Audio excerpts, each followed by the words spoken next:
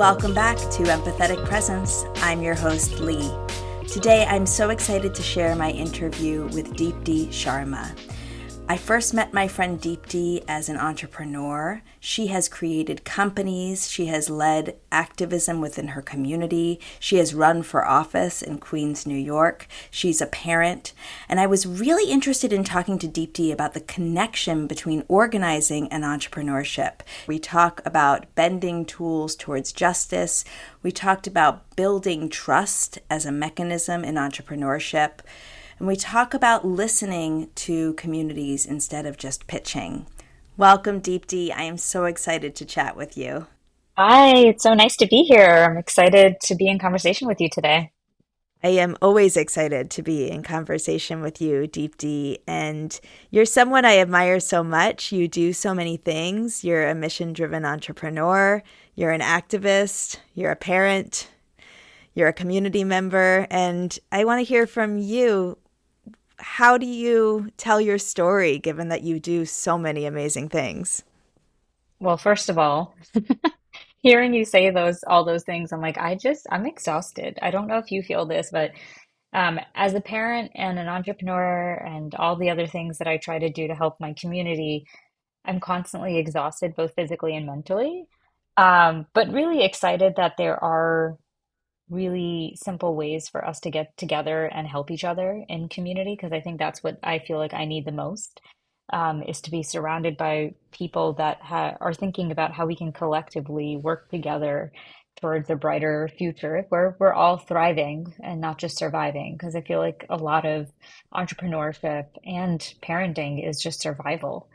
So my journey, I'm a native New Yorker, born and brought up in Queens, New York. Queens has always been home for me. I have, lived abroad and studied abroad and traveled a bunch, but Queens has always been my home. And I'm really excited to raise my children here. They actually go to the same elementary school as I did, and it's the wildest thing to Wow. see them. Yeah, my now 7-year-old was in my kindergarten class for his 3K program, and I'm pretty sure the cubbies have never changed. And he was using No. mine, or was right next to mine or something, and it's really wild. So yeah, I have Wow. not left New York. Don't know how to leave New York. I love the city so much, but I think it's why I've chosen it to be my place to continue to, live, but also build and create. So my journey started, you know, I would say in middle school. My school was a part of a program where we did community service as a part of our learning. It was one of the pillars of our education. So what that meant was every week I went to a preschool or a kindergarten class and spent time with the students. One year we went to a classroom where some of the students were disabled, and one of the students had cerebral palsy. And I had never experienced cerebral palsy in my life at that age. It was probably 12 or 13, maybe a little bit younger. And I remember watching a kid having a seizure. And it's a very distinct memory because the kid was in a wheelchair and I didn't know what to do. And I saw the teachers, the paras, like very calmly like handle the situation. And this was normal, right? This happened a few times a day. But in that moment, I was like, wow, I really want to find a way to help people. I'm a very privileged person. I didn't know the words at that time, but I realized that I had something that this kid didn't, right? And so I just wanted to, every week, I wanted to go back and try to bring some sort of joy into this kid's life. And I tried to do that throughout the 4 years that I spent doing community service in the school that I was in. But that moment really, I think, was the opening of what my life has led me to do, which is always trying to create new opportunities for underserved, overlooked, however we want to call it, disadvantaged, but people that are constantly not given the opportunity to um, live their best selves, right? Live their best lives and really thrive in the community that really is there for them. And so, yeah, and so that when I got to college, that turned into politics. I thought, as a South Asian, it's always like, oh, doctor, that's the way to help people. But when I got to college, politics really kind of became my space. I started working on my first campaign in 2005 for somebody who was running for mayor. Um, And I think that's where I fell in love with the idea of electing someone that could essentially drive change, create policies, create things for a community to be able to thrive and not just, survive. And so politics became my thing the next 4 years. I worked on different campaigns. I worked for a political consulting firm, kept thinking this was going to be the thing for me. Fast forward 2008, I was graduating in a recession. And the thought of law school hit me thinking, okay, well, getting a job right now is going to be incredibly hard or it's not going to pay well. What about law school? And that's, when you work in politics, that feels like the next natural progression. And while I was studying for my LSATs, I think very much fell out of love with the idea of going to law school and accidentally started my first company, Food to Eat, which when in its first version was a online ordering platform for food trucks and carts. And the way that happened was I was standing in line at a food truck and waited for 30 minutes for a peanut butter cookie because at this time food trucks and carts were all the rage. And there were so many new food trucks and carts coming up. And I thought to myself, like, why did I just wait 30 minutes for a cookie? I'm a New Yorker. I never wait in line. For some reason, I did. And I think just didn't want to go back into the library and start studying for my LSATs again. So I was like, you know what? This is my only breathing time. Um, but I quickly so I was in New York City, I was in Manhattan. I would go to Manhattan to the public library on Fifth Avenue and 40th because I just wanted to get out of my environment and go to something that was different. And I'd walked up and down, and there'd be so many different food trucks and carts, and I'd start talking to a bunch of them. And through that experience, I started hearing a lot of stories about immigration, about not being seen. I remember talking to one food cart owner who served coffee and bagels in the morning, and his story was he had created the Afghanistan currency and he was selling coffee and bagels in New York City. And it was the wildest thing. It's like if we just take a moment to talk to people, we learn so much about them, right? I mean, I feel like this is what this podcast is to learn from each other, hear people's stories, and see how we can help each other through one way or another. Anyways, that experience of talking to all these food truck and cart owners led me to start the first version of Food to Eat. Um, and we quickly pivoted into um, a corporate catering platform as opposed to just working with food trucks and carts as a online ordering platform. And that happened through, again, just listening to our community of folks that we had on our platform. But Food to Eat in its latest and last form, it was a corporate catering platform where we centered immigrant women, Black and brown restaurant owners and food cart owners to be able to get catering opportunities at large corporate offices. And so what that meant was companies like Warby Parker, The Skim, Microsoft, they were ordering food from our platform, from all of these amazing vendors. And the unique part of what we did was we were creating an opportunity for them to have the restaurants and food trucks have access to these corporations that they never had before. They were never able to apply for these large gigs because these companies didn't really know if they could actually handle them. So we curated the restaurants and we helped them actually build up to be able to feed three, four, 500 people at a time because a lot of the times these small places didn't actually have the means to do that.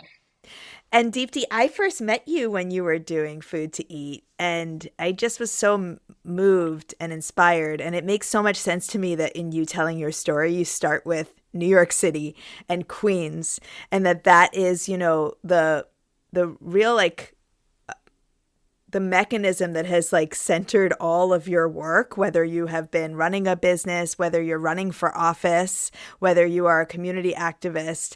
New York City has been at the center, and it's not lost on me that you were born and raised in the most diverse county in Yeah, the world, right? yeah, yeah. Queens, you know? And I love that you have, in this almost multi-hyphenate way, you could be in any industry, you could be in any kind of sort of organization. You're so resourceful and creative, and you keep coming back to entrepreneurship. And what is that pull for you towards starting something? Yeah, I mean, I always think about collective care and action. And, for me, collective action is when people come together to create change that they can't do alone. And, when I was starting Food to Eat, you could see, oh, it was just a catering platform. But really what it was a way to create new opportunities for restaurant owners. It was a way to add to their bottom line. It was a way for them to be able to grow and scale so that in turn they can provide for their families. Going back to the story of the man I met who was selling coffee and bagels, and back home in Afghanistan had created the currency, like he had designed the currency, is that when he came here, he was looking for an opportunity to be able to make money so that he could send his children to college. He could provide for his family. What I noticed in these conversations was that a lot of them weren't um, chefs that were trained. They were just doing what they knew best, which was providing a, nice home cooked meal for their families. And they thought, well, I can do that in cart form, in restaurant form. And if the food is good enough, then people will continue to come. And, I realized that a lot of them didn't have business backgrounds either. They weren't thinking about scale. They weren't thinking about what if I serve more people in one day. They were just doing things the way they were told and somebody had done it before them. And so to me, it was really about care. It was, the people that were often shut out of the corporate world. How can I help them by listening to them, right? By building trust and designing a business model that worked for them and not just for the bottom line. Something that really helped them be able to provide for their families, help them to really feel good about what they do on a day-to-day basis. And so for me, that was what, really drew me to entrepreneurship, is this idea of collective care, and not immediately thinking about the hockey stick, which is what every investor wants, right? Every person in the venture world wants to see this hockey stick, and probably why it was really tough for me to raise money. Also, being a woman, and a woman who didn't have an Ivy League background or the resume that they wanted, given who I am. But yeah, I mean, I think so for me, it was really about how do I dive into the community, listen to them, and create something that had never been created for them before. Um, while listening to them. Even like, I was saying, even when we pivoted into the corporate catering, we pivoted because it was really hard for us to fundraise. As a solo founder, it was really hard. Being a woman, it was really hard. I was being asked questions like, when are you planning on having children? And to me, it was ridiculous because it was like, how is that relevant to me building my business? Um, and so, yeah, so to me, entrepreneurship has always been about a form of organizing, especially because, again, going back to women, immigrants, people of color, refugees, they are often never given opportunities or capital, and they don't have the same access. So I created my first company centered around that so that I can showcase how if you center people that are often overlooked, that aren't given opportunities, what that means. And you can actually build $1 million business, which I did. By 2020, we were um, one of like, I think it's less than, I don't know the exact percent, but it's a very small percentage of women-owned businesses that make it to $1 million revenue mark, which to me is crazy. And it's again, it goes Yep. back to access to a network, access to capital, and give people being given the right opportunities, right? Being invited to do things that they've never been able to do before. Yeah, word opportunity. And you have said that, and that is so much of what you have centered your life's work on is creating those opportunities. And even the way you talk about entrepreneurship as organizing, I've never heard of that before. I've never thought of that. And it's almost like you are creating these opportunities for people to build in their own way instead of this idea of entrepreneurship, which I think a lot of us have, which is like you have to do it a certain way or there's a way to do business and you have to fit into someone else's system and mold, which we know how racist and exclusionary and historically prejudiced that entire world has been. And so can you talk a little bit more about what you're saying about the connection between entrepreneurship and organizing and collective action, Yeah. collective care? Yeah, I mean, so there's, if we were to think about it, I think it's really simple. What entrepreneurs can learn from organizers and vice versa, right? So it always starts with people. Organizers know that change starts by deeply understanding the needs, struggles, and the dreams of the community. And entrepreneurs can build better and more impactful businesses if they start by listening and not pitching, not going immediately and saying, hey, I know what the problem is, and this is what the solution is, right? But if you, so what's most important, and again, they learn from each other, is by actually understanding, well, yes, this is the problem. Why does the problem exist? What is the history behind the problem? And then going to say to them, here's a solution I'm proposing. What do you think about this? If you don't think this is the right way, how would you propose it be better, right? So really starting with the people and not the product you think they need. And then really building trust before scale. Organizers know that trust is earned over time. Entrepreneurs, because they have investors that they have to answer to, they often rush to scale, but real sustainability comes from relationships and not just metrics. So, not always thinking about how do I provide that hockey stick. It's really about how do you build that trust, which again takes time. It doesn't happen overnight. You can't just go to a place and say, I think you should sign up for my platform. And I learned that the hard way because when I was building the platform and I was going to, restaurants or food trucks and saying, "Hey, sign up," they were like, "Who are you again?" So I had to learn to like build that trust and to showcase why they should trust me, why I am the right platform for them to join. The next thing I think about is like power is collective, right? Organizers don't necessarily wait for permission, they mobilize people. You don't always have to wait for someone to tell you it's now your turn to run for office. And entrepreneurs can learn to share decision making, build with, but not just for users, right? Co-create solutions. Even when we pivoted Food to Eat from a consumer platform to a B2B platform, we co-created by actually talking to the restaurants and the food trucks we were building the platform for and said, okay, if this B2C platform isn't working, what do you need? And they were like, catering would be so much better. What if you centered your platform not around consumers, but businesses that needed catering?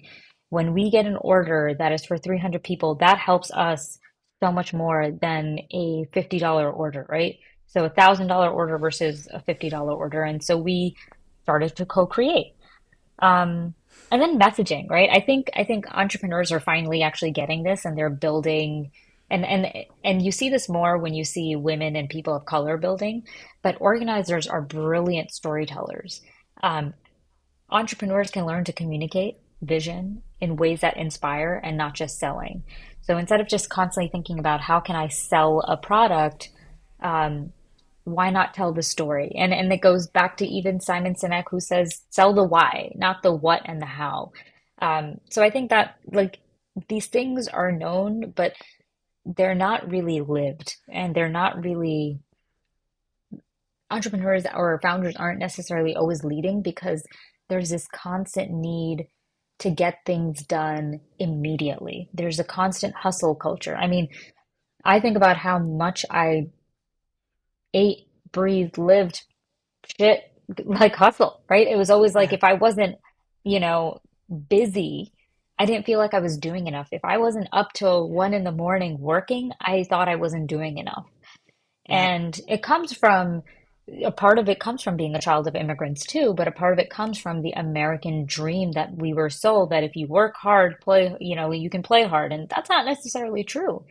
We do have to take care of ourselves. I've been teaching that to my kids constantly. Yesterday, Monday night, it's Wednesday today. Monday night, my son had soccer practice. He had a really hard fall. The next day, he was complaining about getting hurt and he felt sore. And I was like, okay, we're going to take a break from soccer. And he couldn't fathom the idea of not going to soccer practice. He's like, no, I have to go. And I was like, no, no.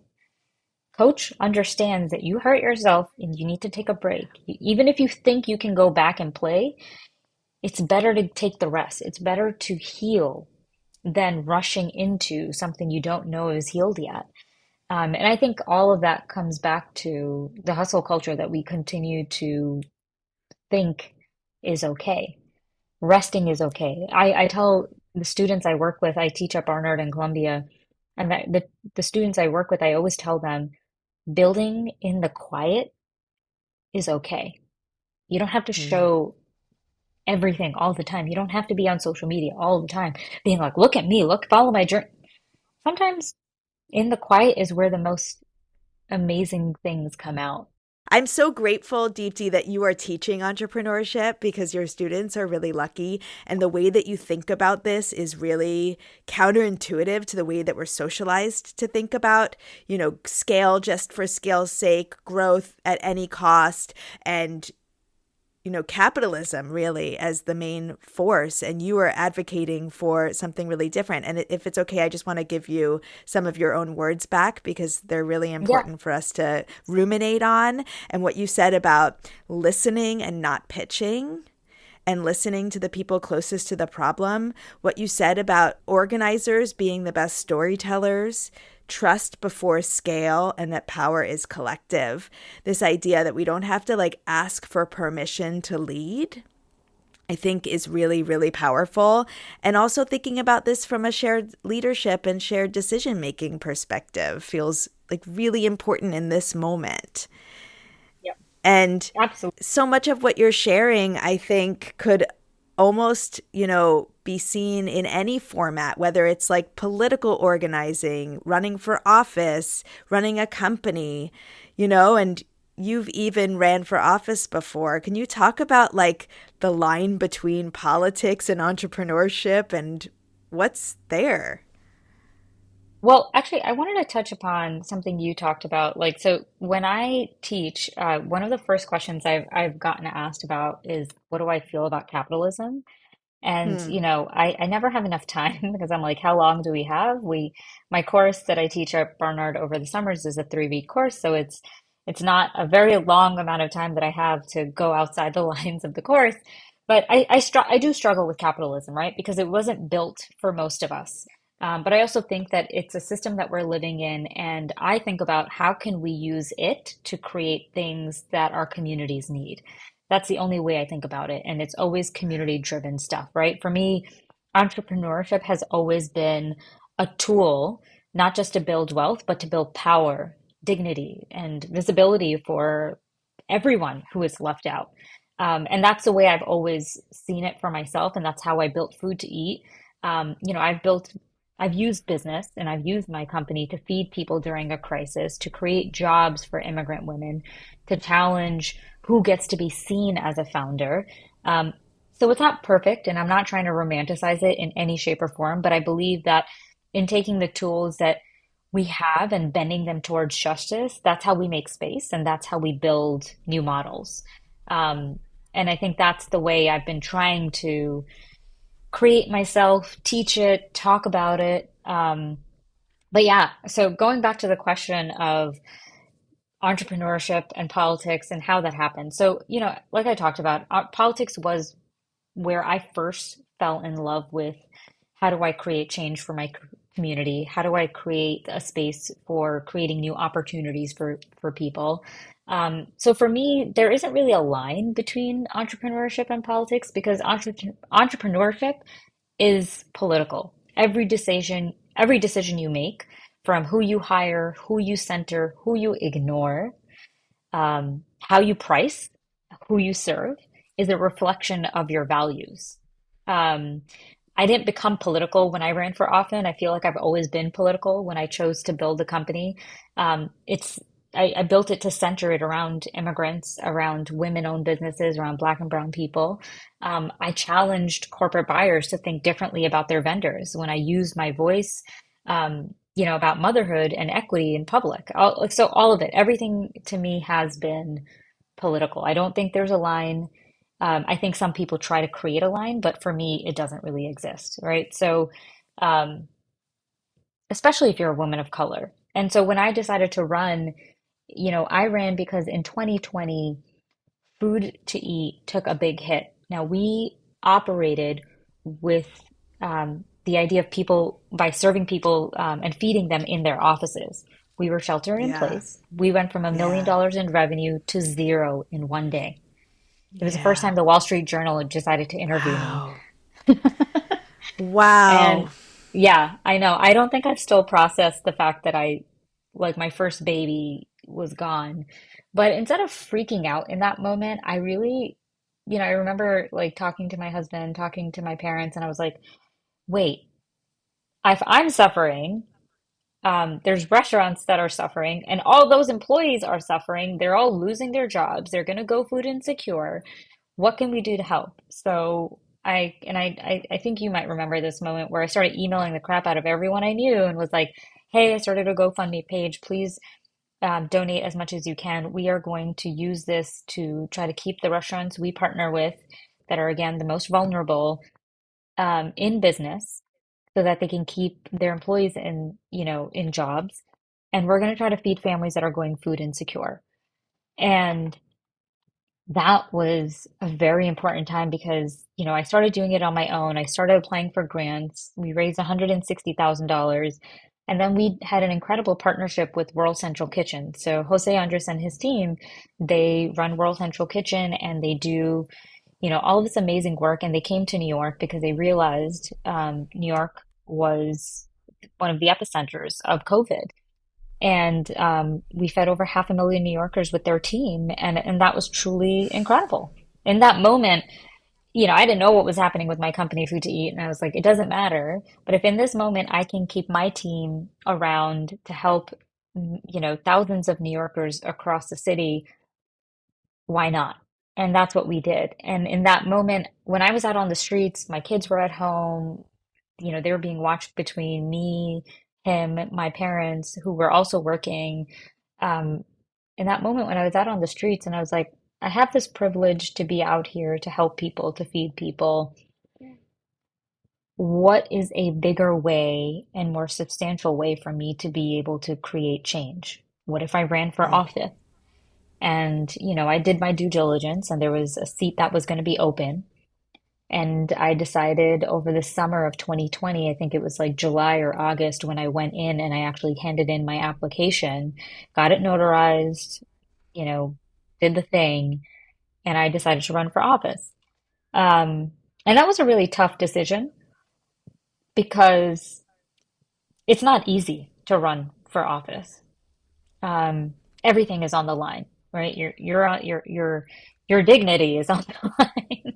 Yeah. Your values are on the line. People question you. People don't trust you. And for all these years, I was like, oh yeah, I'm a good person, good values. I care for people. And then everyone starts questioning everything about you. Um, but it was a big decision, and I'm glad I did it. I did not win. Um, but it was never about winning sometimes, right? It like even starting a company, it's not, I never created because I was like, oh, I want to create $1 billion business. I created because I wanted to drive change. And by running, I drove change and potentially inspired the next person to say, I can run. Reshma Yep. Saujani ran for Congress. I think she was the first South Asian woman, I think, who ever ran for Congress, if I'm correct.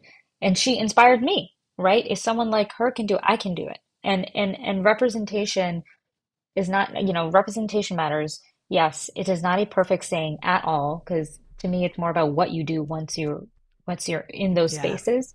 But that kind of representation does matter and does need to be seen and vocalized and talked about. And so while I didn't win, I am glad that I did it because I learned a lot about organizing. I learned a lot about Mm. I learned that people are not what you think they are. And until I started knocking on doors, I didn't realize how moderate the community I lived in was. How, Wow. you know, they really felt as if um, police were protection for them, right? And communities of color do still believe that. And it opened my eyes to a lot of things that I didn't know before because I was in my bubble, in my small Hmm. space. And it's when I started to realize it was really important to continue doing the work of listening to people, getting out there, knocking on doors. It was the first time I also heard something called motorist rights. I had never heard anyone talk about motorist rights. And I was like, oh, wow, okay. I live in a part of Queens where we don't actually have access to a lot of public transportation. So it made Yep. sense. It Yep. absolutely made sense, but it was just such an interesting conversation where I was like, okay, your constituents are not just the people that have the same values as you. Your constituents are everyone. And you have to have conversations with them. You have to learn to agree and disagree at the same time. And I think that that has made me a better parent because I don't always agree with my kids. They want ice cream at all points of the day and candy. I agree to disagree. But Same. no, and it's just interesting. I think that like a lot of us live in our bubbles. We choose to live in neighborhoods that are aligned with exactly what we believe in, but sometimes we don't. And when we don't, what happens then? What are the conversations you're having? How do you build for communities that don't necessarily agree with you all the time? So yeah, there's a lot that goes into politics and entrepreneurship, and I think that there are definitely things that collide. Even when I think about building a company is like a candidate, right? You have a product Hmm. or service, and that's the Hmm. candidate. You have to learn how to talk about them. You have to learn how to sell them. You have to make them digestible to everyone. Um, and that is like such a simple way to think about it, but it is, right? Like the candidate is your product or service, and you have to learn how to tell their story. You have to learn how to talk about how they're going to drive change and how they're going to make people's lives better and why they should be the product that they buy or vote for, right? So it's a really Yeah. interesting line in that perspective as well. Just really the way that you think about this is really beautiful. And thinking about visibility, and you've brought up that word a few times, and thinking about this in terms of like inclusion at its core.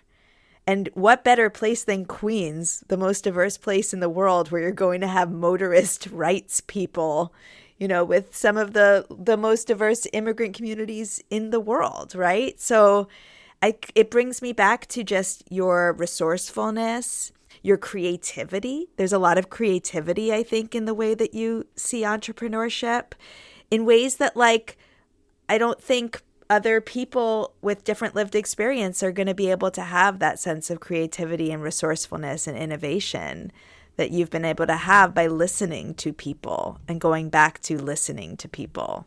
It's Yeah. really powerful. Bending tools towards justice. Yes. Just to bring those words back again, bending tools towards justice. And in this moment where there's like so much blatant injustice that has always been there, but it's being like really emboldened in so many ways. How do we keep bending tools towards justice when the systems around us feel like they are fighting against that? I think the one of the most important things is to get rest. I don't know that that's a popular answer. I know that we have to keep fighting and that we need, but I think people get annoyed when we are joyful.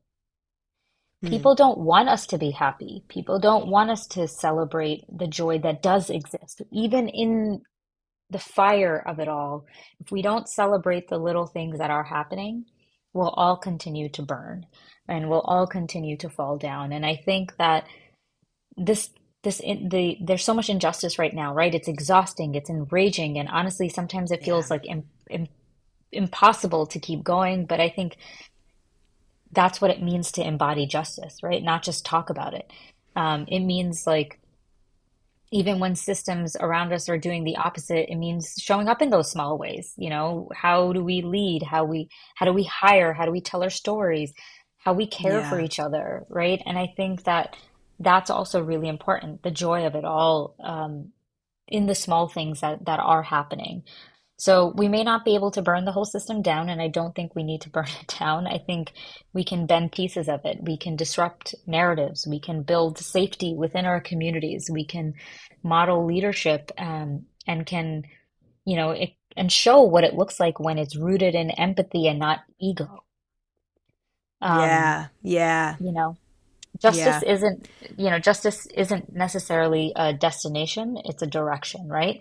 And we keep Hmm. bending toward it even when everything around us is telling us not to, because we've seen what happens when we don't. So I think it's a slow and steady process. It's not going to happen overnight. The same thing about capitalism, right? Like I don't love the system and I can't bring it down tomorrow, and its roots are in a very terrible, come from a very terrible place. But Yep. I'm trying to work within that system and finding the ways in which I can lead with empathy and not ego. I don't have Mm. to be at the forefront of every movement. I don't have to Yeah. be the leader that gets elected. Just because I didn't win when I ran for office doesn't mean there aren't other ways for me to create and lead. So I always talk about in this moment, how can we be innovative? How can we learn from the tech entrepreneurs? And then how can we as tech entrepreneurs learn from the organizers? How do we come together to drive those solutions that will really lead and pave the way of the future? You have women that are now starting companies talking about menopause. So we need to get innovative, we need to get creative, we need to talk about the problems, and we need to help each other and not feel like there's only one way to do it. And that's what I Yeah. mean by ego, because I think a lot of times founders will say, I need to be the one at the panel. I need to be at the forefront of this issue. And organizers are the same way.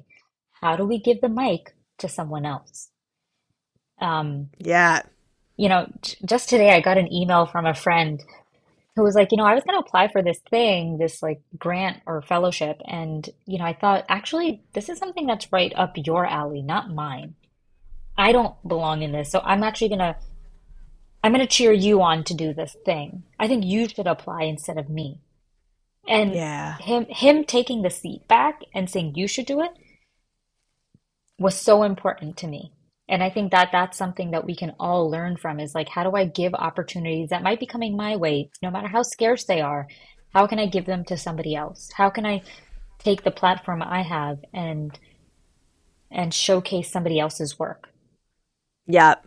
Yep. And that's really what we need in our society right now, right? We can see Yep. so much gatekeeping in terms of the Democrats keeping out younger, more progressive voices, really gatekeeping, Hmm. particularly like black and brown voices, I'm seeing, Hmm. especially in my community, right?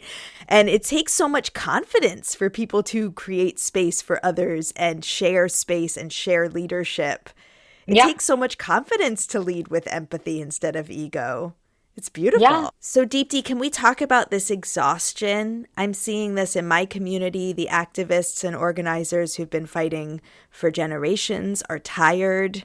A lot of the entrepreneurs I know are so exhausted, whether it's from the tariffs or the stress of the last 5 years or parenting without enough support. Like, how do we deal with the exhaustion? How do we recover and rebuild even as things continue to change around us? Oh, wow. That's a loaded question. Because I'm feeling this way, right? We're tired. Yep, me too. I think that it's time to rebuild with care at the center. Um, I Ooh, think it goes wow. back to recovery starts with allowing ourselves to rest, to grieve, to name what's broken. And I have grieved a lot in these last few years, and that's why I'm saying this. Like someone had to literally say to me, joy and grief can coexist. I thought I only had to grieve. Um, Mm, I thought that if someone passes, the only way to move forward is to grieve them and to miss them, but you can also do the opposite and find joy mm, in them being in a place that was necessary for them in their journey or whatever it is. But then, so, recovery starts from allowing ourselves to rest, grieve, and to name, what is broken, and then to rebuild, right? Slowly and intentionally with each other. And that might look like sharing resources, setting new boundaries, right? I didn't even think about boundaries before. I didn't realize that I could say no to people. Um, yeah. but then I became a parent and I was like, I am, I am, I've created life and now I am responsible for this life. And Mm, that helped me set boundaries because I realized it was really important to make sure that I was giving my kids the tools that I didn't have growing up or the resources I didn't have. And that could only happen when yeah. I set boundaries. Um, and then telling the truth about what we need. I don't think we do that Mm, enough. I think sometimes we hide the tools we really need to care for ourselves. And I think it's really important that we name the truth about the things that yeah. we need to feel better, right? And that could be rest, that could be saying no, that could be saying yes. You know, I met someone the other day where they were like, yeah, I'm in my era of saying yes to everything. And I'm like, oh, be careful with that one. You learn to set your boundaries. But maybe that's Yeah. what that person needs, you know? And in that moment, that's what that person needs, that they were shutting themselves from newness, from new opportunities Yeah. that they didn't, you know, they didn't say yes enough and they didn't get enough of that community they needed. Um, and we can't build new systems using the same tools that burned us out. So choose different ones, right? It Mm, could be empathy, collaboration, softness, joy. That's not weakness. That's how we last. I think there are yeah. ways, and each of us has to find that way for ourselves. And it doesn't have to be showing up to a protest. It can be saying like, "Hey, I'm a great storyteller. Organizers, let me help create the speeches for some of your nonprofit leaders that are going to go up and speak because they're not necessarily the best at it, and I can help them write their stories. I can help Yeah. them if they're really good at the storytelling. I can help them deliver it in a better way." We all have different skill sets. How can we show up for each other in different ways that doesn't necessarily harm us? Um, and then, like, you know, the last thing I'll say is let's not be critical of our own community. Oh, that person Yeah. didn't show up to this. And it's like, we don't know what was happening in their life in that moment, in that day. We don't know Yep. if they had a kid at home who was throwing up and they couldn't get up and get out of bed to show up the next day. We don't know. So Yep. that empathy, leaning really hard into that, the criticism, let's not criticize each other. Um, let's learn from each other's choices and help lean Yeah. into those, right? Lee, you've decided to do so many things in the last few months that we've talked about, and I'm only learning more from them. Like, wow, Mm, they are so strong and brave for making those choices. How do I learn mm, from that, or how do I understand that and see that's what they need in this moment, but maybe that's not the right decision for me, right? And vice versa, you do the same yeah. for me. So, Yeah. yeah, I mean, I hope that we name what's wrong, we lead with empathy and we rebuild with care at the center. That, rebuilding with care at the center feels like such an amazing focusing mechanism. And even, as you say that, Deepti, it's like there's so many ways that we're all being hard on ourselves for not doing enough. But I love that of us each just knowing how we can best contribute, us trusting ourselves almost as, our own individual activist entrepreneurs. And where do we want to see movement? How do we want to impact our communities? And giving ourselves the chance to rest, and to Yeah, do things differently. And I'm so grateful to you, Deepti. I'm grateful for this conversation. I'm grateful for your work in the world. And I'm just always learning from you. And I'm so grateful that we could have this conversation today. absolutely. I'm always learning from you. So thank you for this conversation and for creating this podcast and also just giving me space to speak. Always. I always enjoy our connections, my friend. Thank you.